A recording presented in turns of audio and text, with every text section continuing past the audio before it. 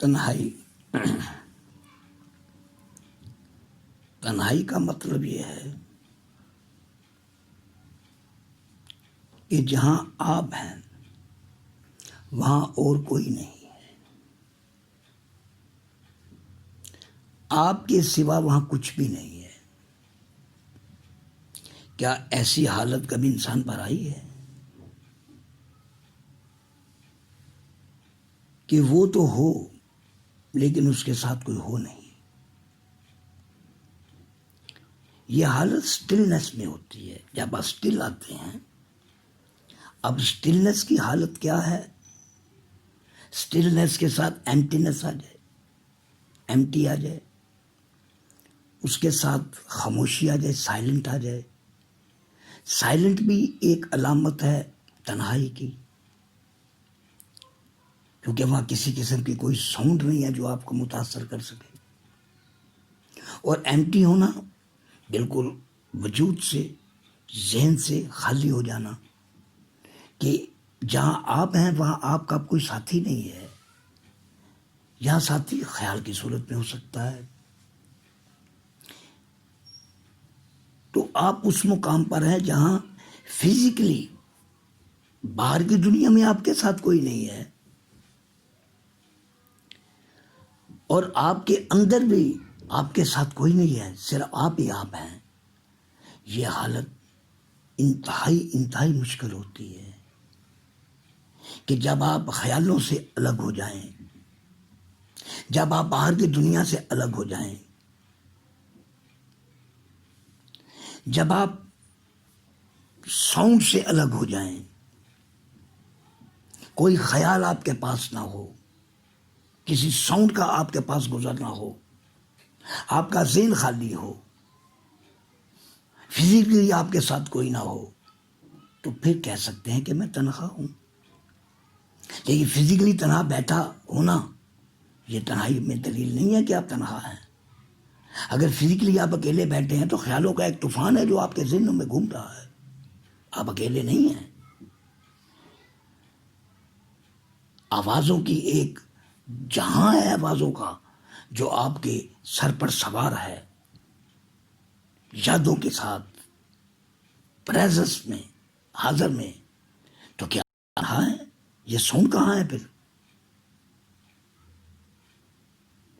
Physically اگر آپ تنہا ہیں تو اس کا مطلب کہ آپ تنہا ہیں۔ فزیکلی اگر آپ تنہا ہیں تو جیسے فزیکلی تنہا ہیں ایسے اپنے اندر کی دنیا میں تنہا ہو جائیے، کہ کوئی آواز آپ کا پیچھا نہ کرے، کوئی خیال آپ کا پیچھا نہ کرے، کسی قسم کی آپ کو سوچ، خیال اور آواز کے بغیر آپ کی زندگی گزرے، تو پھر کیا کہا جا سکتا ہے کہ وہ تو تنہا ہے؟ اگر یادوں کے آنگن میں گرا ہوا ہے وہ، اگر خیالات کے چوک میں ہر طرف سے اسے خیالوں کا ایک جمگٹھا سا اسے گھیر رہا ہے، تو وہ تنہا ہو کر بھی تنہا نہیں ہے۔ تنہائی اس بات کے لیے نہیں ہے کہ آپ فزیکلی اکیلے ہیں، تنہائی اس بات کا نام ہے کہ ہر مقام پر آپ اکیلے ہیں، داخل میں بھی اکیلے ہیں اور خارج میں بھی اکیلے ہیں۔ اور میں سمجھتا ہوں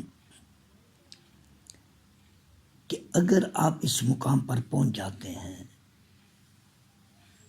کہ آپ ایمٹی ہو گئے ہیں، کوئی خیال آپ میں نہیں ہے، کوئی آواز آپ میں نہیں ہے، ہر طرح سے آپ کے جو آرگنز کام کر رہے ہیں بالکل اکیلے ہیں، آپ ان آرگنز میں بھی چاروں طرف آرگنز ہیں اور آپ اکیلے ہیں، یعنی کان تو ہیں، آواز نہیں ہے، آنکھ تو ہیں، وہ خارج کی دنیا نہیں ہے، اور یادوں کا آنگن بھی نہیں ہے جہاں یادیں بکھری پڑی ہیں۔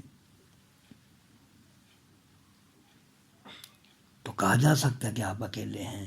اور میں سمجھتا ہوں جب کبھی ایسی پوزیشن ہو کہ آپ تنہا ہو تو سمجھ جائیے گا کہ یہ ایک برج ہوتا ہے فزیکل لائف اور اسپرچول لائف میں۔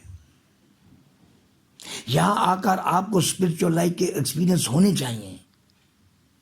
تنہائی ایک اچھا مقام ہے کہ جس مقام پر آ کر آپ کو اسپرچل لائف کے ایکسپیرینسز ہوں گے.